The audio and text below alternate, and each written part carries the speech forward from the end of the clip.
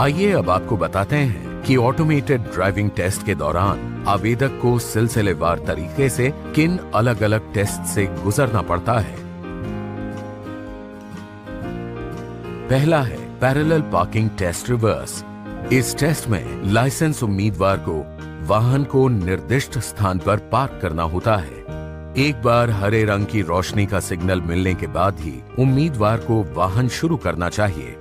Start line के आगे बढ़ना चाहिए।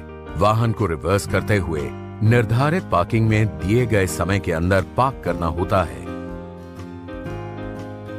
जब वाहन स्टार्ट लाइन को पार करता है तो निगरानी क्षेत्र में निरीक्षण के लिए निर्धारित कंप्यूटर समय अवधि को नोट कर लेता है। उम्मीदवार को एक निश्चित समय के भीतर ट्रैक में परीक्षण को पूरा कर लेना चाहिए। किसी भी ट्रैक में निर्धारित समय सीमा से अधिक समय लेने पर उम्मीदवार को पूर्ण परीक्षण से अयोग्य घोषित कर दिया जाएगा और पूरे टेस्ट में असफल माना जाएगा। गाड़ी चलाने के दौरान टेस्ट ट्रैक के दोनों तरफ सफेद पट्टी बनी होती है। इन दोनों सफेद पट्टियों के बीच ही वाहन को चलाना चाहिए। वाहन चलाते समय इन सफेद पट्टियों पर वाहन का जाना एक गलती माना जाएगा। दूसरा, फॉरवर्ड एड ट्रैक टेस्ट। इस टेस्ट में उम्मीदवार को अपने वाहन को आगे की दिशा में एक निर्धारित समय सीमा के भीतर ही वाहन को ड्राइव करना चाहिए।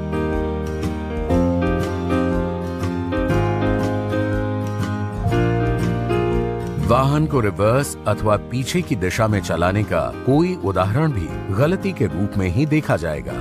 इस टेस्ट को एक निश्चित समय के भीतर ही पूरा करने का प्रावधान है और उम्मीदवार को कोशिश करनी चाहिए कि वो निर्दिष्ट समय के भीतर ही ट्रैक में अपने परीक्षण को पूरा कर ले। किसी भी ट्रैक में निर्धारित समय सीमा से अधिक समय लेने पर उम्मीदवार को परीक्षण में अयोग्य घोषित कर दिया जाएगा और उम्मीदवार को परीक्षण में असफल माना जाएगा। गाड़ी चलाने के पहले गाड़ी चलाने के टेस्ट ट्रैक के दोनों तरफ सफेद पट्टी बनी होती है। इन दोनों सफेद पट्टियों के बीच ही वाहन को चलाना चाहिए। वाहन चलाते समय इन सफेद पट्टियों पर वाहन का जाना एक गलती माना जाएगा।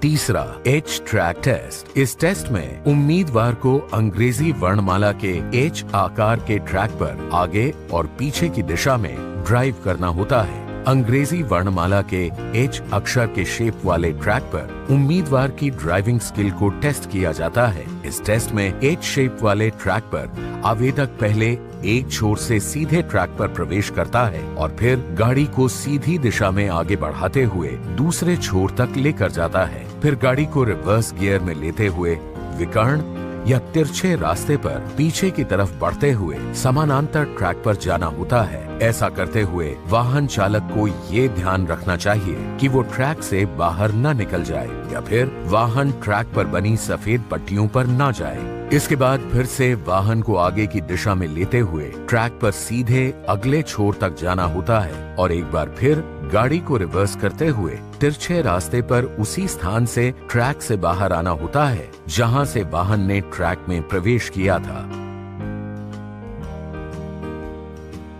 एच टेस्ट के दौरान भी उम्मीदवार को गाड़ी निर्दिष्ट समय के भीतर ही ट्रैक पर ले जाना, निर्धारित प्रक्रिया को पूरा करना और फिर बाहर आ जाना होता है।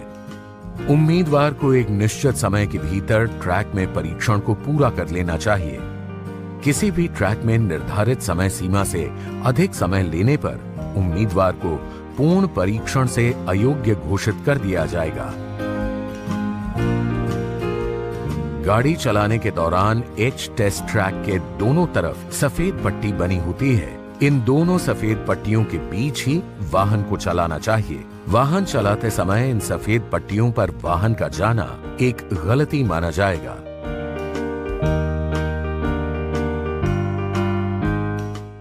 चौथा, अप ग्रेडियंट टेस्ट, ऊंची ढलान का परीक्षण। उम्मीदवार को बिना पीछे गए लाइट मोटर वाहन को ऊपर ढलान पर आगे ले जाना चाहिए।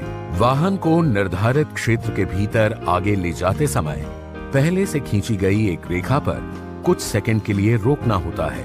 यदि आवेदक सफलतापूर्वक ऐसा करता है तो एक हरा सिग्नल दिया जाएगा।